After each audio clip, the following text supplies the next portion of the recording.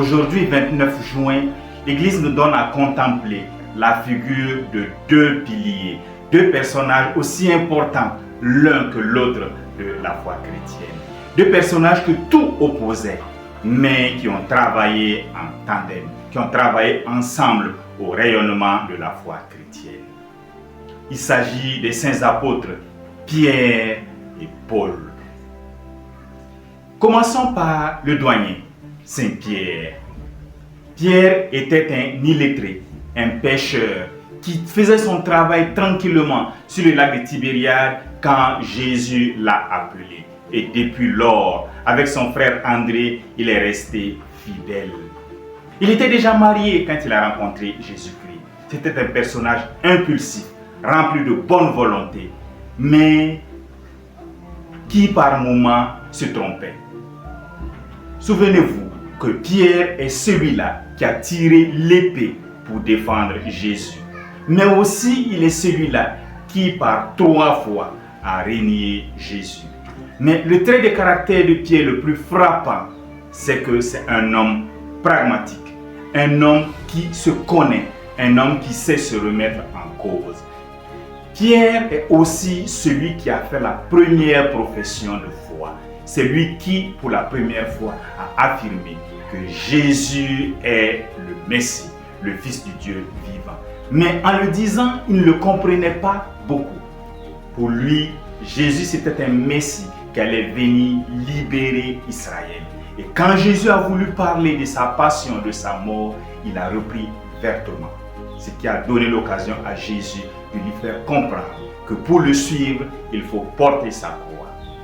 Et quand Jésus a parlé à ses disciples de sa mort prochaine, Pierre s'est présenté volontairement comme celui qui est prêt à défendre Jésus jusqu'au bout, à le défendre bec et ongle. Et il le prouvera, puisque lorsqu'on viendra pour arrêter Jésus, il n'hésitera pas à tirer son épée de son fourreau et à couper l'oreille droite du serviteur du grand prêtre. C'est dommage qu'il n'ait eu que l'oreille droite. Il aurait préféré couper certainement la tête de cet énergumène, mais c'est l'oreille droite seulement qu'il a eu. À côté de ce courage, de cette force, il incarne aussi la faiblesse humaine. Oui, quelques instants après, lorsque Jésus est arrêté, lorsque une femme l'a désigné comme étant un disciple de Jésus, il a dit non, je ne connais pas cet homme. Par 3 fois, il a renié le Christ.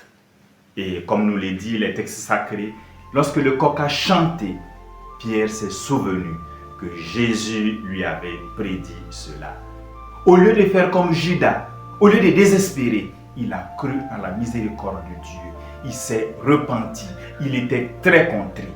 Le texte nous dit clairement, il s'éloigna et pleura amèrement. Le fait de verser des larmes était le signe de la grande contrition de Saint-Pierre. Et au cours de sa vie, lorsqu'il va avoir des comportements peu recommandables, il se laissera corriger fraternellement par Saint Paul. Il était le chef de l'Église, mais il acceptait les conseils des uns et des autres, signe d'une grande humilité.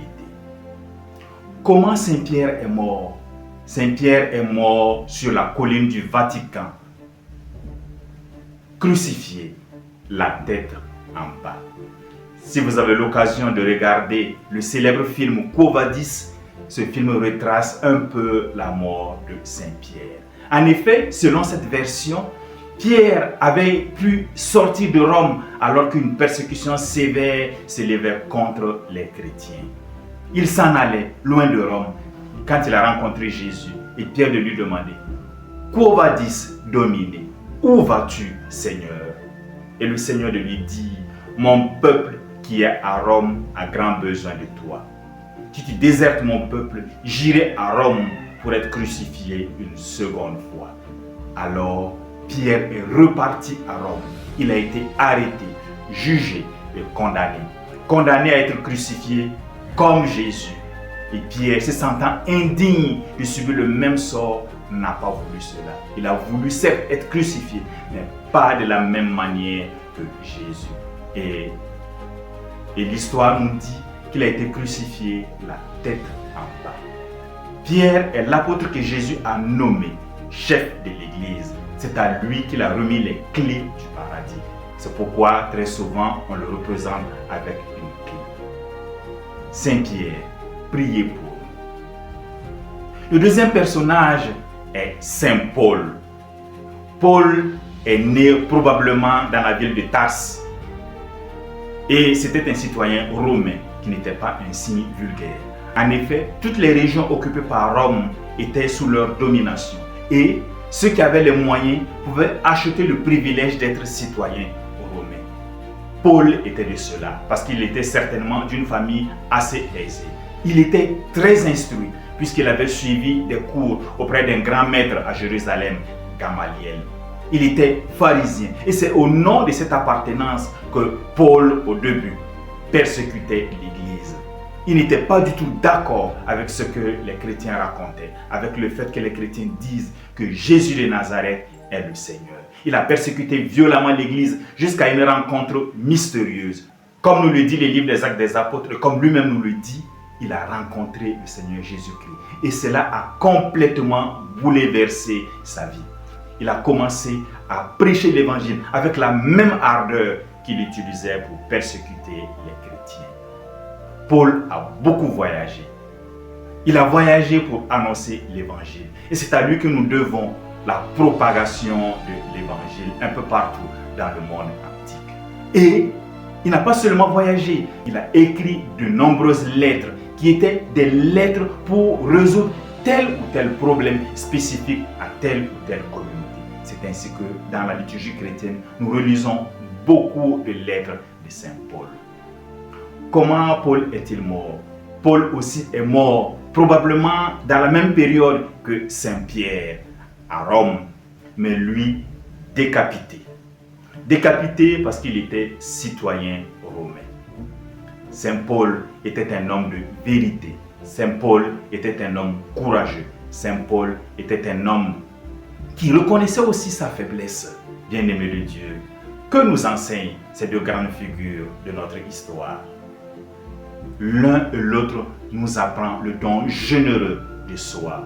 Ils nous apprennent aussi que nous devons accepter l'autre tel qu'il est, même si nous devons lui dire la vérité. Comme je le disais au début de notre entretien, ils n'avaient pas du tout le même trait de caractère, mais ils ont collaboré étroitement pour la plus grande gloire de Dieu. Saint Paul, priez pour nous. Mon frère, ma soeur, si cette vidéo vous a plu, dites-le nous, likez et abonnez-vous. Dites-nous en commentaire de quel saint vous voulez que nous parlons la prochaine fois.